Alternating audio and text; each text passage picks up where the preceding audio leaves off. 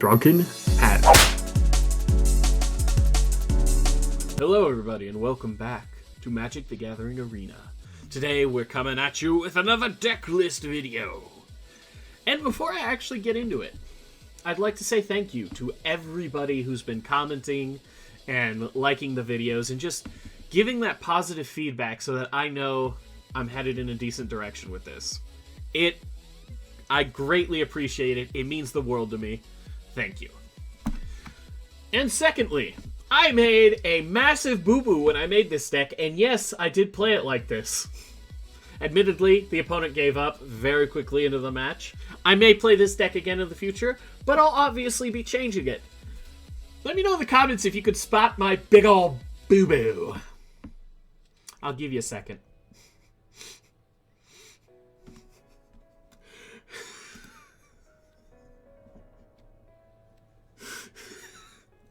I've only got basic land. I didn't add lands. This happens sometimes when I'm building decks. I don't think it's even the first time it's happened on my channel that I've been like, oh no, I didn't put the snow in. Or even like duo lands, because I build the deck and I get really excited to play it. I look at the combos, I look at everything that I'm doing, and I just get so excited. And then I do things like put Frostbite in a deck with no snow lands. Always check your lands. But with that out of the way, let's get right into the commander. Bad Hatter. Aegar, the Freezing Flame. He's a 3/3 for 3, which is not a bad stat line for a commander. He gets bolted. It's unfortunate, but he doesn't get shocked. So, weigh your options. He's a giant wizard. Giant, not so relevant. Though this is a giant tribal deck, so it's relevant here. Unfortunately, giant is not... It's not a great tribal. It's not a great tribe. In Arena, I guess it's an okay tribe outside of Arena. Like Commander, it's better in there because there's better support for it. Like mana reducing things and that sort of mess. But anyway, he has the ability whenever a creature or planeswalker an opponent controls is dealt excess damage, which means any damage that's more than what would kill them. If a giant wizard or spell you controlled, that's just like your bolts, your like mass damage spells. Blasphemous Act plus this guy is pretty freaking great. You usually draw a whole lot of cards. You draw a card whenever they're dealt excess. Yeah, that just really works with, say, your Lightning Bolt, your Frostbite when you have snow lands. Shock, not so much. Play with Fire, not so much. But I put Shock in because I really love the art. And I put Play with Fire in because even with the 2 damage, like even throwing up a Frostbite really early to bolt like a Land War Elves or or just most mana dorks, just spot removing them like early game can really help stall your opponent to the point where you're actually throwing your big stuff out. And this deck has a lot of big stuff. The curve is focused around 2 and 3. Just because the way my commander works, I have a lot of bolts, direct damage spells, that sort of thing. But other than that, I have like a nice little giant tribal. I put all the giants in. This thing is just ridiculous. But it doesn't have trample. As a lot of giants don't. This one does, but like Surtland, Cyclone... I think Doomscout... No, Doomscout doesn't have it. That's why I've got a bunch of... that's my first sort of tech in the deck that I made sure to put in. Things that grant trample. Like this. Where is it? Curse of Hospitality, Ferocity of the Wild, Shadow Spear. I don't know about you, but I think gaining 8 life is pretty good. You know? But yeah, throwing it on a Hamlet back after you've resolved one other giant spell, usually he is upwards 12 and up power, so. And because they're +1/+1 counters, like, his toughness is improved, so he can't just be mass blocked and killed. But yeah, Bone Crusher Giant, who happens to trigger Aegar with his adventure. Yeah. The adventure spells shouldn't have been printed. The adventure is just so strong. Yeah. Running Crackle with power just because this is such a game ender, especially because I'm getting into the late game with playing my expensive giants. this could be super relevant to end the game. And again, it helps with that no trample. You know, maybe you get one hit in, and then they start dropping a whole bunch of jump blockers. But yeah, Lava Coil, excess damage. Oriflamme was kind of a maybe card. I think it's worth it.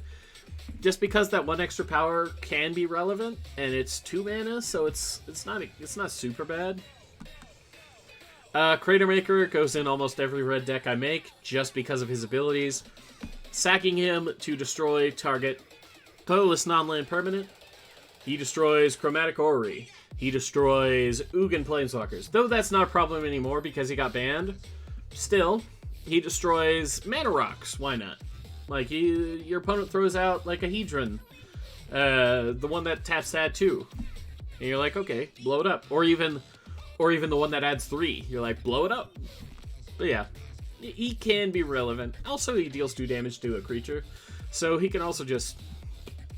Yeah. But yeah. It's just, this is a pretty strong card. Really solid in red that doesn't have, like, a lot of non-creature removal.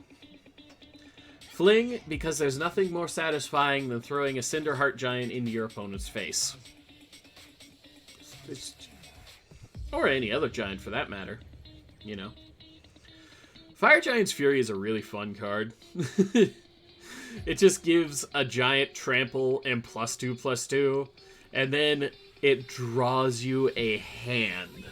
Because all giants are huge. Even throwing this on an Aegar and swinging, even if they chump block, they're usually getting like 2 toughness out of it, unless they specifically block with something big. You're gonna draw, like, usually whenever I've used this in the past, I've drawn 4 to, I think the most I've ever drawn was like 20, and that was in a commander game, because I just beat someone in the face really hard. Abraid's always a good spell, plus it works with the dealing damage sort of thing. I run just like a little... Lips of the Cosmos is a neat... It's a neat little, like, giant tribal thing. I think it's pretty cool. But yeah, and then, you know, Disdainful, Memory Lapse, Negate, I'm running them for the art, and they're okay. Tail's End is super relevant alongside Disallow, because they can counter triggered and activated abilities. That includes Planeswalker abilities. This stops the Prismatic Bridge ability. So, Prismatic Bridge triggers, you Tail's End it, next turn, you disallow it.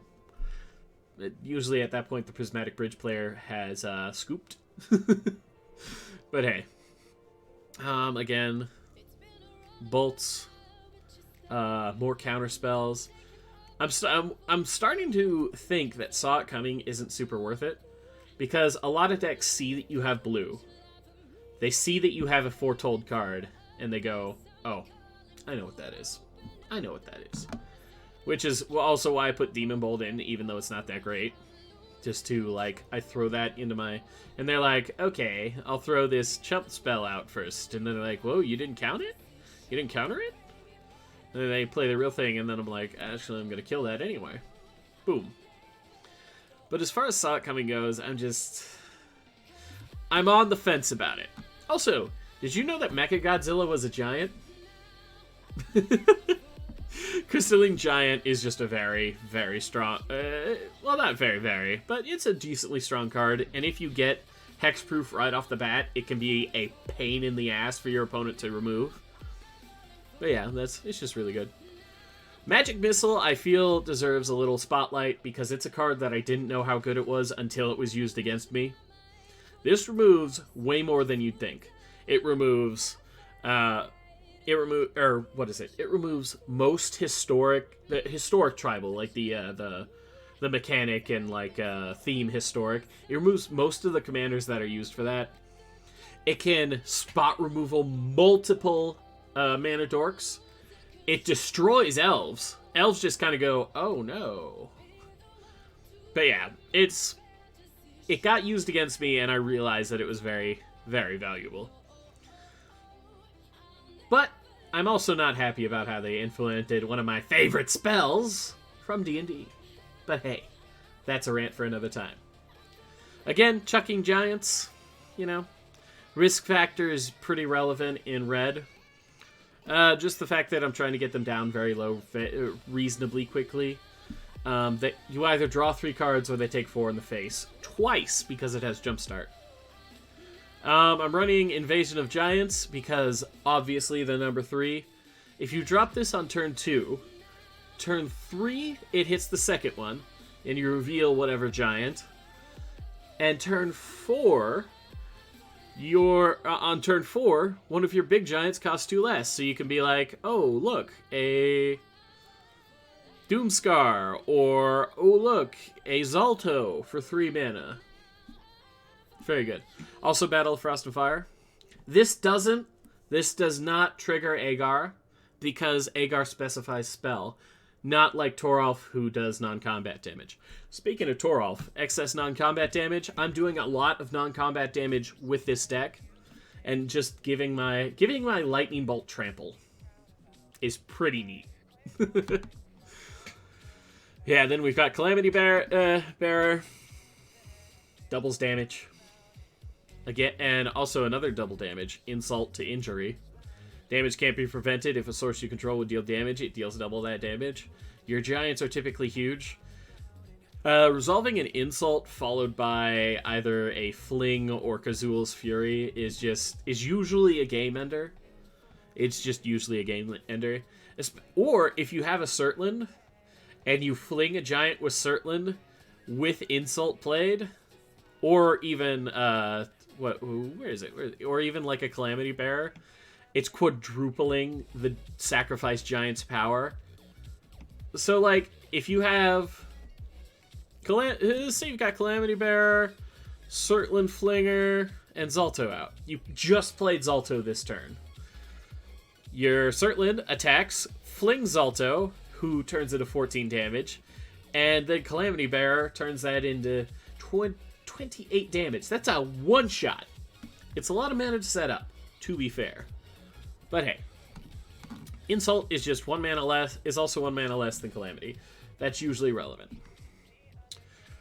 Yeah, I'm running, yes, I am running Giant's Grasp. It gains control of a permanent. You're usually not going to take that anything great, but it is good against Planeswalker, what is it? Planeswalker commanders. You just go, oh, cool, Giant's Grasp. Thanks for that Bolas. Think about it. It's kind of expensive, so you're probably... I mean, maybe you Bone Crusher or Aegar and then Giant's Grasp at 7 mana to take whatever their bomb that they've played is. It's pretty good. Yeah, then I've got... This guy's really good. He's another one of those awful, awful, terrible, awful, like, alchemy cards. But if alchemy... I don't like alchemy. But if it's there, I'm going to play it. Because everyone else is, and I have to match the power. Mini rant. But, yes. But yeah. Basically, aside from the islands, I can't really change much, because the deck is not ever going to be, like, super, super good. Unless I kind of, like, gut it of its main, like, giant theme. Run only, like, the really, really good giants, and then just fill my deck with removal and... Another alchemy card. Removal and counter spells. At that point, it would just be, like, just an Izzet deck. And... Izzet deck with a bomb or two. And I'm not down with that. This is a giant tribal. I wanted to play giant tribal. But yeah, that's the deck. I hope you all like it. I hope you, if you use it, your match lasts longer than 3 minutes. But thank you all for watching. If you liked it, give it a thumb. I crave those thumbs. They really mean a lot to me, and they help out my channel immensely. If you like this video, or you want to see it, see this deck in action, I'm probably going to play it again in an upcoming video. Keep an eye out for that. Go ahead and check out my channel where I upload Magic the Gathering content daily. Once again, thank you for watching. Bye-bye. Drunken Hat.